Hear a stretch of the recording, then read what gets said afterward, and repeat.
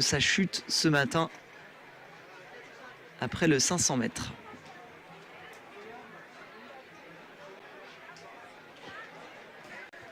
Le lancer de patin qui n'a pas forcément très bien tourné et ensuite le visage qui a terminé pris. Déjà dans cette série, il y a de sacrés clients. L'Italien Luciano Siringo également aussi sera là.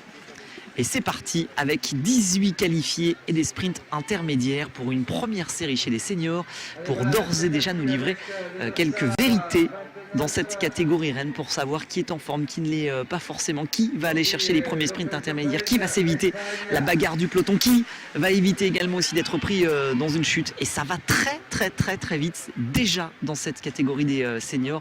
Dès les premiers coups de patin, on voit bien que les patineurs sont les uns derrière les autres et qu'ils sont tenus en respect par la vitesse avec des sorties de virage qui sont très larges à l'extérieur. Ça c'est signe d'une certaine vitesse, on doit rouler à peu près une quarantaine de km/h. Je suis juste au bord de la piste pour prendre un petit peu visuellement la sensation de ce qu'on peut voir, de ce qu'on peut sentir, et on voit bien que les garçons vont vite, très vite, en collant littéralement la balustrade à la sortie du virage. Et c'est notamment, voilà l'accélération qui est proposée par Elton de Souza qui va directement chercher la première qualification. Elton de Souza va chercher avec sa combinaison verte et ses couleurs bleues. Elton de Souza qui est en tête, qui a glissé un petit peu juste au milieu du virage comme beaucoup de patineurs depuis tout à l'heure. Elton de Souza qui est en tête pour le moment, qui va aller chercher la première qualification. Il est extrêmement bien placé, il est en deuxième position, connaît sa pointe de vitesse. Elton de Souza qui n'est contesté par personne. Elton de Souza qui va chercher sa qualification assez facilement. Voilà, Elton de Souza qui va carrément terminer main sur les cuisses. Voilà, il va passer devant nous à l'écran. Le peloton qui n'a absolument pas réagi et qui sait très bien que si on n'emboîte pas le pas à Elton de Souza, eh bien c'est chose et peine perdue. Qualification, premier sprint intermédiaire d'Elton de Souza. Le voilà donc directement client pour la finale de ce soir, l'un des grands favoris de l'exercice. Quentin Giraudot notamment s'était porté aux avant-postes à l'instant. Et puis, oui, Pachi Pelloua avec son dossard numéro 9.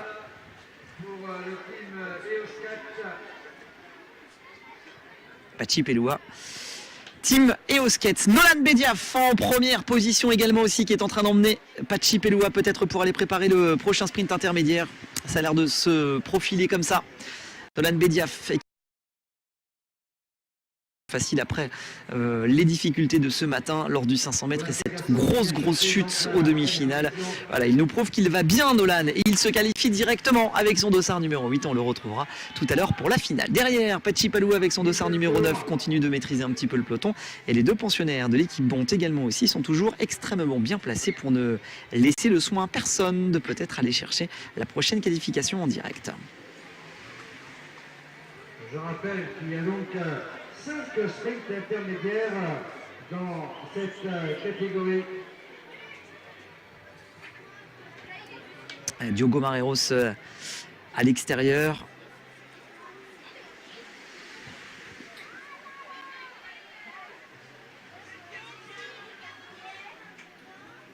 Flanqué de Martin Dias. Les deux Portugais du team Bont International qui sont ensemble, vous voyez, avec les casques rouges à l'extérieur, les deux Portugais qui avaient su créer la surprise l'année dernière au Trophée international des 3 pistes et qui cette année aussi sont bel et bien présents. Allez, Pachi Pelloua peut-être en première position pour aller chercher la prochaine qualification. Ouais, j'ai l'impression que Pachi est en train de se préparer une petite qualification derrière peut-être. Est-ce qu'on va aller chercher? Non, on va pas chercher derrière, hein. Quentin Giraudot avec son dossard numéro 2 ne va absolument pas chercher. Il laisse Pachi Pelloua aller se qualifier. On ne conteste pas beaucoup pour le moment les initiatives pour aller se qualifier. Quentin Giraudot bien trop intelligent sur les patins pour savoir qu'on ne va pas mener grosse bataille avec Pachi Pelloua qui est un très gros sprinter qui fait partie des meilleurs patineurs mondiaux. Ça sert à rien, ce serait user bien trop d'énergie avant la finale de ce soir alors que le sprint massif semble accessible. Ouais, mais ça veut dire qu'il y aura beaucoup de clients pour le dernier sprint massif, pour une qualification. Parce que le rythme n'est pas très important, pas très imposant dans cette première série. Voilà, on est plutôt dans une prise de pouls, on s'observe, on se regarde, on est en train de se faire un petit peu les jambes. Voilà, on jette un coup d'œil à droite, on jette un coup d'œil à gauche. Surtout le soin de ne pas prendre beaucoup de risques dans cette série. On évite la chute autant que faire se peut.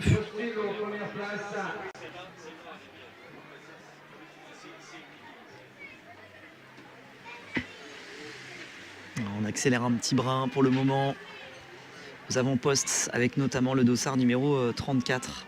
C'est Victor Martinez, l'Espagnol. Allez, voici la cloche. Allez, la cloche, prochain sprint intermédiaire. Cette fois-ci, Quentin Giraudot n'a laissé le soin à personne d'aller emmener. Mais pareil, en même situation, Quentin Giraudot bien à l'aise sur ses patins. Quentin Giraudot, les bons appuis.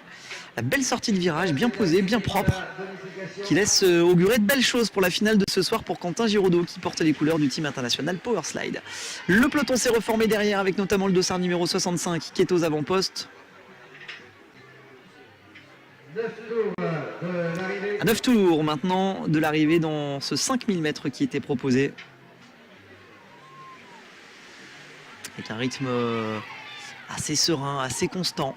Voilà. Pas de folie pour le moment, un paquet extrêmement serré. Quasiment aucun patineur Pour l'Espagne.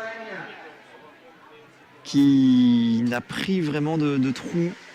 Avec un peloton très compact encore dans cette série. Ça promet un sprint massif assez intéressant tout à l'heure et fatalement un petit peu intéressant pour nous en termes de spectacle bien sûr, mais forcément pour les athlètes un petit peu dangereux parce que quand il y a encore un petit peu de monde et que la course se décante pas, vous voyez, on est sur 3 pelotons pratiquement, un intérieur, à l'extérieur, un au milieu aussi. Quand la course ne s'est pas décantée au fur et à mesure, prenez le risque d'un sprint massif, d'une chute ou bien d'une non-qualification, parce que quand il y a 3 pelotons de front, si vous êtes au milieu, vous êtes enfermé et c'est très compliqué parfois de pouvoir s'en sortir. Allez, les deux Portugais qui pour le moment ne disputent aucun sprint intermédiaire mais prennent le soin de placer. Voilà, il suffisait de le dire pour que on me donne non pas raison. Oula, la petite passe d'arme qui va bien par l'intérieur, la petite main qui se balade également aussi, mais la dernière ligne droite va être proposée entre les deux garçons. Voilà. Finalement, c'est le Portugal qui va réussir à se départir de tout ça après une petite passe d'arme avec 2-3 mimines qui ont traîné un petit peu quand même. Diogo Marreiros qui vient de se qualifier, le Portugais.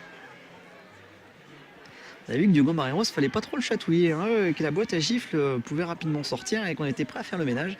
À de l'expérience, Diogo Marreiros, qui a très bien figuré l'an passé aux 3 pistes et à qui on ne va pas laisser compter fleurette dans cet exercice et qui va savoir plus que personne tenir sa place. Un autre Portugais qui est en tête pour le moment, qui est en train peut-être d'aller se chercher, de se fabriquer un petit peu son prochain sprint intermédiaire. Ça revient avec le 63.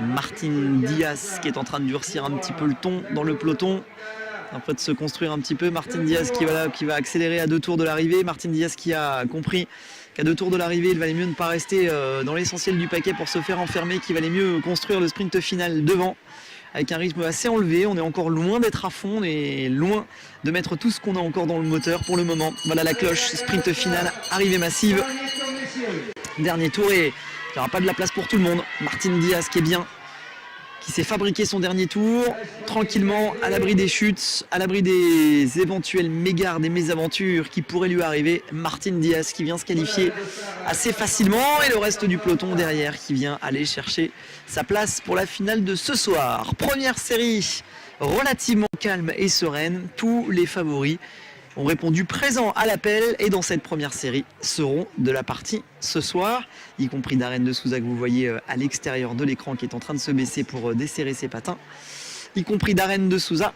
Vous pourrez compter sur eux tout à l'heure pour la grande finale du soir. Deuxième série des seniors à suivre avant tous ensemble d'entamer la grande vague des finales, à commencer par les petites catégories et notamment les mini et super mini.